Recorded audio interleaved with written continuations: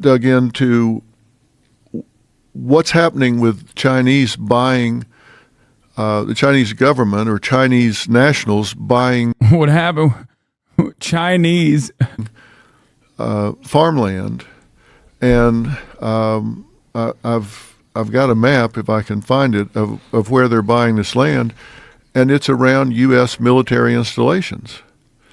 They're buying up land around U.S. military installations, and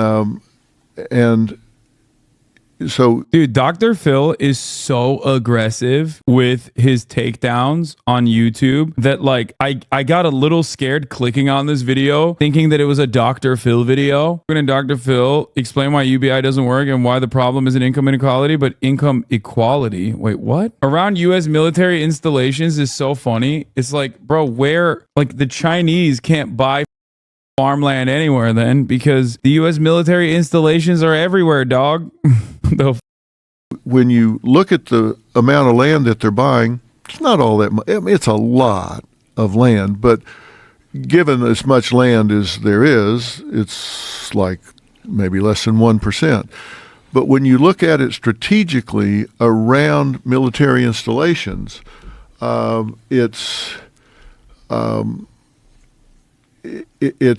really concerning. And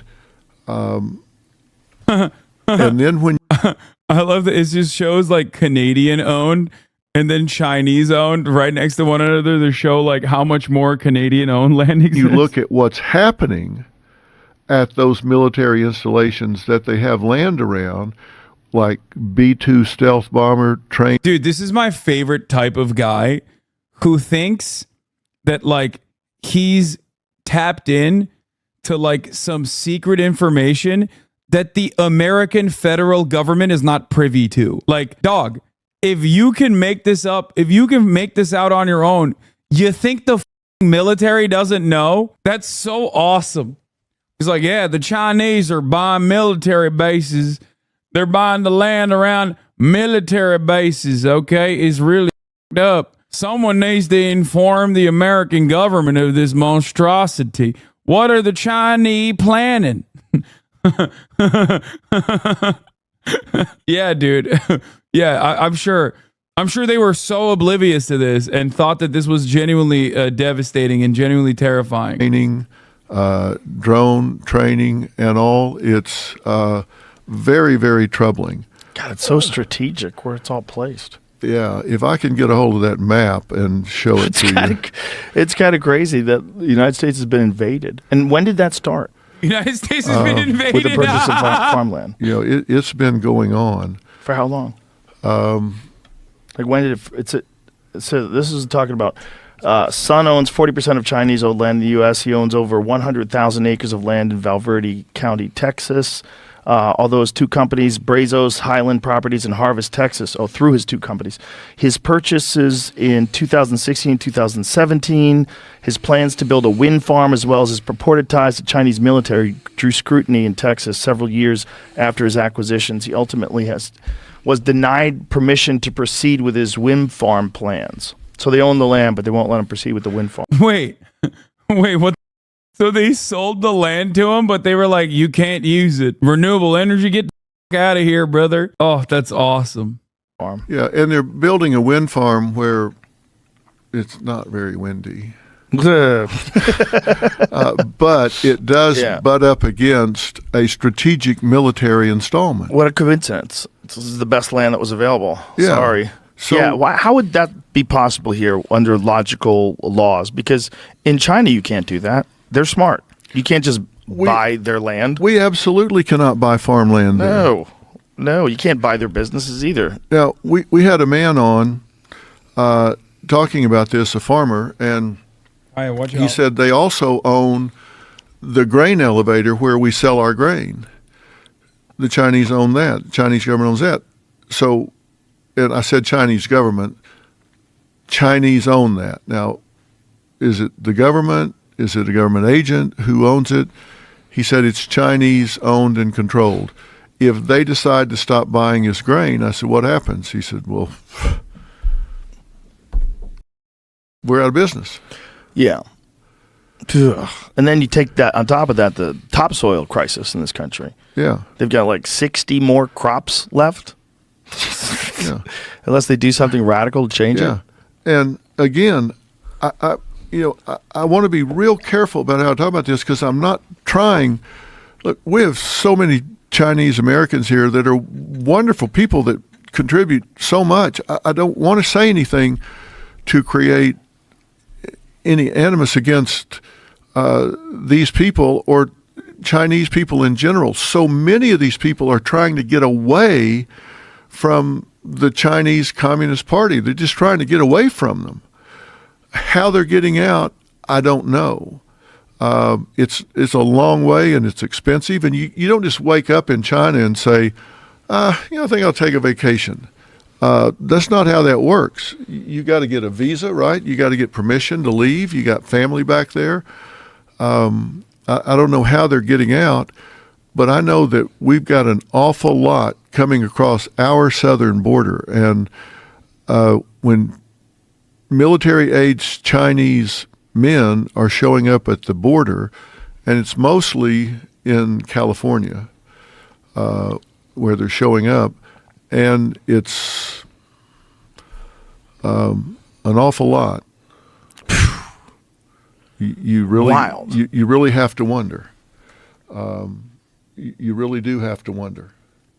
Did you ever think you'd be in a position where you'd be talking like this? No. Because it sounds conspiratorial, right? It does sound conspiratorial, and I deal with psychological issues, but these are issues that are on people's mind now. They're saying, I'm anxious about this. It bothers me.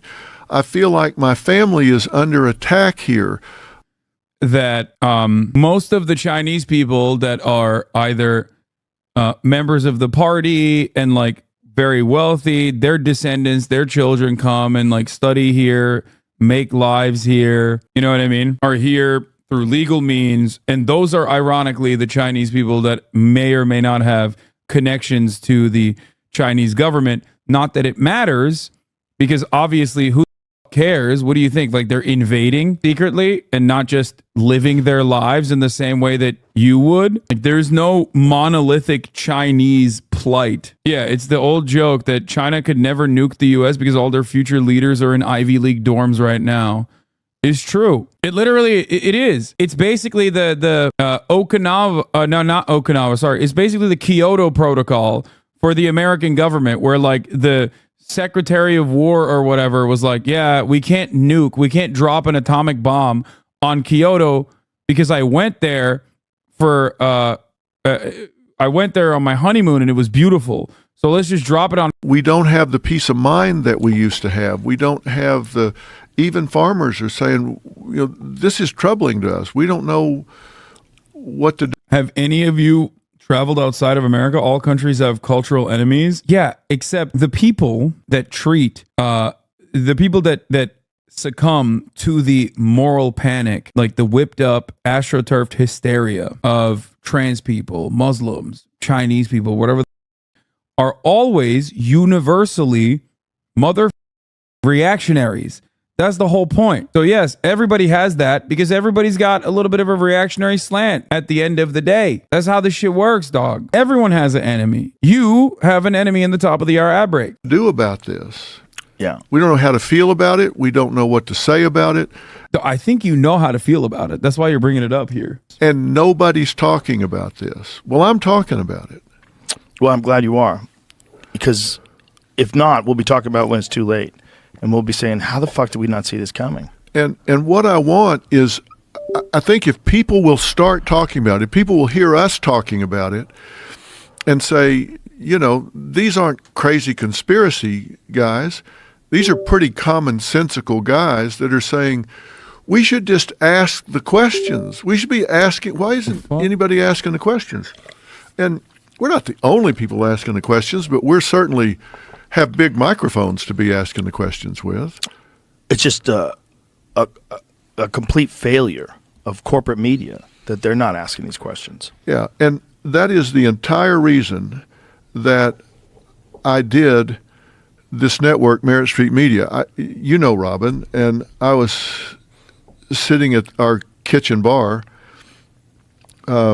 at her house in California, and I was flipping back and forth between different news networks, and I was getting so frustrated. I said, "Why won't somebody just tell the truth? Why does everything have to be spin? Why didn't somebody?" Dude, honestly, that's what I'm always. I'm watching the same corporate media, and I'm always thinking to myself, why are they so pro-China? I think Dr. Phil and Joe Rogan only watch the Hasanabi broadcast 24 hours on repeat. And even I'm not pro-China, okay? Of course, I am the most pro-China person by American standards, but it's crazy. There is literal animosity. There's very real hysteria surrounding Chinese people, the Chinese government in American news 24/7. Somebody to say what's happening and let us do it. The media just won't say it straight. And she was sitting there eating, and she didn't even look up. She just said, "Well, you are the media." And I thought, yeah, well, and she said, "You have a bigger audience than those last three combined, so why don't you do something about it?" And it really kind of hit me hard, and I thought, why don't I do something about it? I mean, what he brings on Yeonmi Park. He's like, you're a type of Chinese, right? You're some kind of Chinese. Same shit. Y'all communists, just like you're communist, just like the Chinese is.